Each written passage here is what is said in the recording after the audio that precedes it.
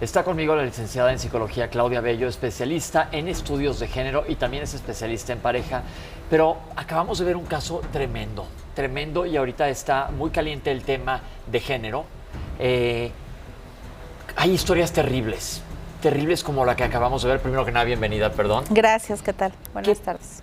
¿Qué podemos hacer como sociedad para primero reconocer que existen estas cosas? Porque cuando oyes la historia se te paran los pelos, dices qué horror, pero ¿qué podemos hacer?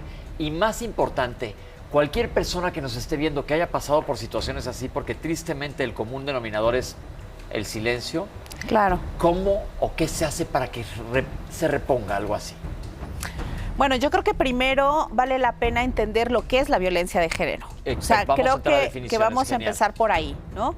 La violencia de género es toda aquella agresión que atenta contra tu bienestar físico, psicológico, emocional, sexual, económico, y que está determinado por una agresión propia a un género determinado, a una preferencia sexual o a una identidad.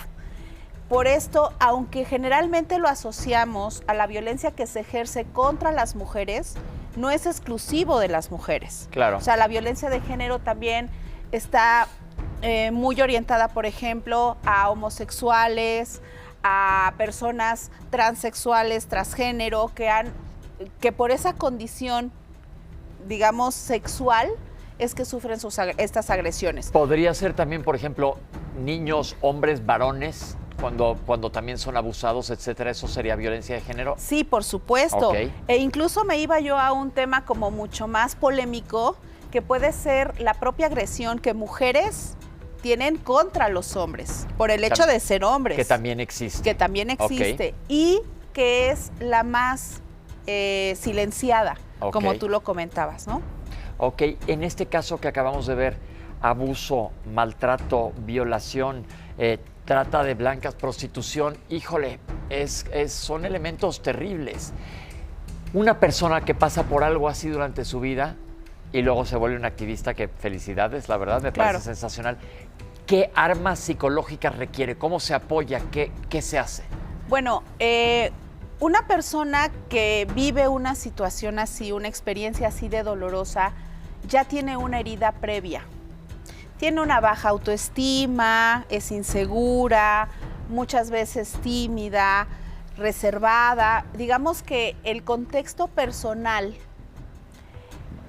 predispone una situación así, muchas veces, no siempre. Hay veces que no tiene nada que ver con esto, pero la mayoría de las veces sí predispone.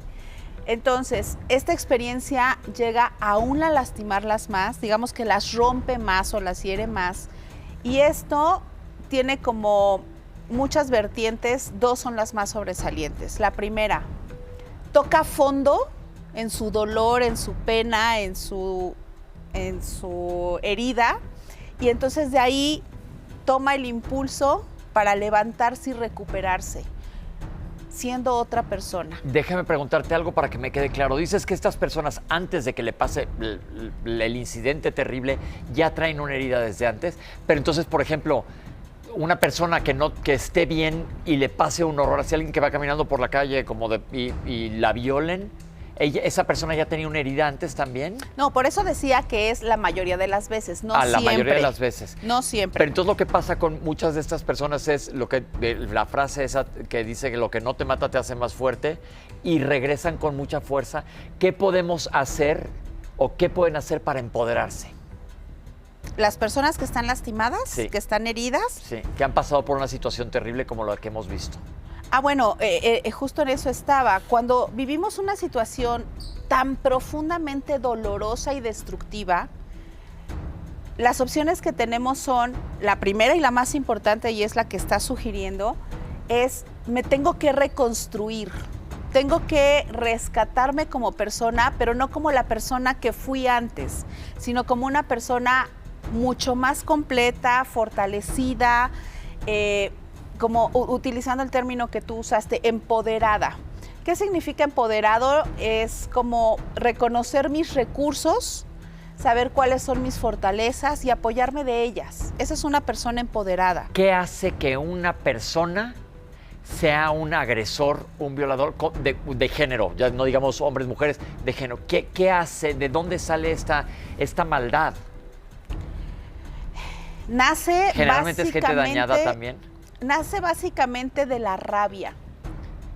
De la rabia de no poder aceptar, de no poder tolerar, de no poder controlar aquello que es distinto a lo que yo creo o yo considero apropiado.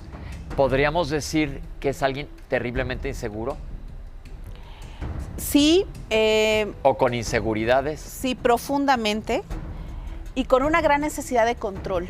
Es decir, yo ejerzo esa violencia tratando de controlar a la persona o tratando de controlar mi relación con esa persona o tratando de controlar una situación que me rodea. Ojo, no estoy tratando de justificar absolutamente a nadie, para nada. Nada más es tratar de entender porque dices, ¿cómo es posible que un maldito o una maldita que haga esto? Digo, no lo entiendo, no me cabe en la cabeza. ¿Por qué pasa esto? Yo soy muy partidario de que todo mundo, independientemente de lo que tenga de historia de vida, tiene que ir a terapia porque todos traemos alguna maletita cargada. Cuando yo era chico decía, va a ir a terapia, como en calladito, y ahorita aquí en televisión digo, todo mundo láncese a terapia porque todos tenemos algo que trabajarnos. Claro. ¿Y qué podemos hacer nosotros como sociedad para ayudar a eliminar esto? Bueno, lo primero y lo más importante creo, dejar de asumir que somos iguales. Yo creo que este es un error en el que hemos caído. A ver, como seres humanos tenemos derecho a las mismas oportunidades. En ese sentido sí somos iguales. Pero hombres y mujeres no somos iguales. Psicológicamente hablando, somos tan distintos como anatómicamente. Yo creo que partiendo de esa diferencia y respetando esa diferencia que tenemos, podemos iniciar un cambio real y verdadero, porque lo único que sucedió antes al declararnos iguales fue que la agresión se pasó de un lugar a otro lugar. Y entonces eso nos impide como complementarnos, tener ese equilibrio natural, porque no se trata de luchar unos contra otros, se trata de reconocernos como diferentes, ni mejores ni peores de un lado ni del otro. Tú tienes unas habilidades como hombre que yo como mujer no tengo y viceversa, y podemos complementarnos. No se trata de ponernos a competir a ver quién es más o menos en determinadas áreas. Yo creo que por ahí damos un paso muy importante. Validar estas diferencias, no menospreciarlas, ¿no? Yo creo que esto es importantísimo, se nos acabó el tiempo, pero te agradezco muchísimo y yo creo que de veras hagamos conciencia todos debemos de buscar ayuda. Ojalá y todo el mundo buscar ayuda porque es terrible que sucedan cosas así. Y dijo una palabra clave, respeto al de enfrente, punto. Respeta al de enfrente como quisieras que te respetaran a ti o como quisieras que respetaran a tu mamá y a tus hermanas o a tu papá y a tus hermanos, porque dijimos esto es género, no estamos especificando una cosa u otra. Y vamos a convivir a toda la gente que ha pasado por algo así. Les mandamos un abrazo grandísimo. Espero que puedan, como este caso que vimos después de tocar fondo tan duro, levantarse y en lo que podamos apoyar aquí estamos. Muchísimas gracias. Gracias. ¿Puedo cerrar con una frase de Jung? Sí, claro. Gracias. Carl Jung, un psicoanalista muy importante, decía que mientras no hagamos consciente lo inconsciente, viviremos repitiendo las mismas cosas y lo llamaremos destino.